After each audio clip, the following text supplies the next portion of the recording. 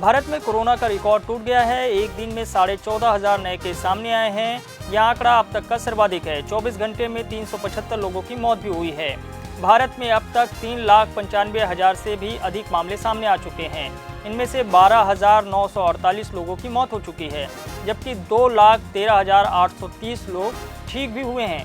वहीं दुनिया भर में 87 लाख से ज़्यादा लोग कोरोना से संक्रमित हो चुके हैं, जबकि मरने वालों की संख्या 4,61,000 के पार पहुंच गई है।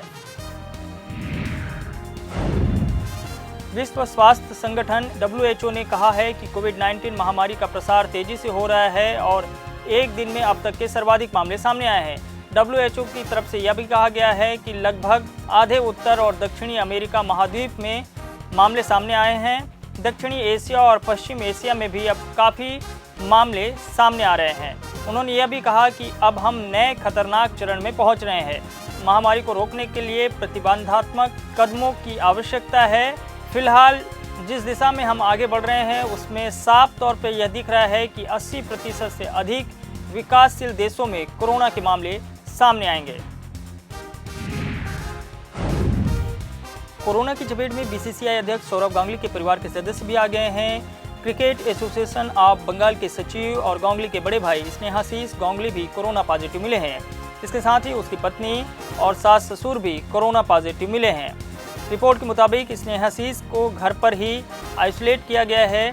बाकी लोगों को अस्पताल में भर्ती कराया गया है।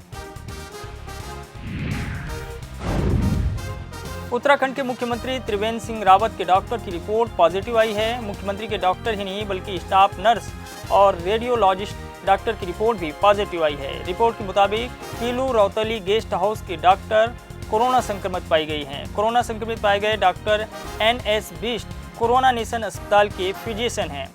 उनके स्टाफ नर्स और रेडियोलॉजिस्ट डॉक्टर भी कोरोना संक्रमित मिले हैं। वहीं इस खबर के बाद अब सरकार में हड़कंप मचा हुआ है। मध्य प्रदेश में राज्यसभा चुनाव संपन्न होने के बाद अब एक बेहद खतरनाक खबर सामने आई है। खबर के मुताबिक राज्यसभा चुनाव में मतदान करने वाले बीजेपी विधायक कोरोना पॉजिटिव मिले हैं। मंदसौर से बीजेपी विधायक की रिपोर्ट कोरोना पॉजिटिव आने के बाद से ही हड़कंप मचा हुआ है। विधायक की पत्नी भी कोरोना पॉजिटिव पाई गई है। फिलहाल इस खबर के बाद मतदान में शामिल होने वाले विधायकों का सैंपल लिया गया है और उनकी रिपोर्ट आनी बाकी है। कोरोना वायरस की चपेट में आए दिल्ली सरकार के मंत्री सत्येंद्र जैन को प्लाज्मा थेरेपी दी गई है। स्थिति गंभीर होने के बाद उन्हें मैक्स अस्पताल में भर्ती कराया गया है, जहां पे इलाज जारी है। फिलहाल उन्हें ICU में ही रखा गया है। बताया जा रहा है कि अगले 24 घंटे तक उन्हें ICU में ही रखा जाएगा। उसके बाद ही उनकी स्थिति पर कुछ कहा जा सकता है। सत्येंद्र जैन के एक करीबी मित्र ने कहा है कि फिलहाल उनकी स्थिति में कुछ बदलाव भी देखने को मिला है। बुखार पहले से भी कम है।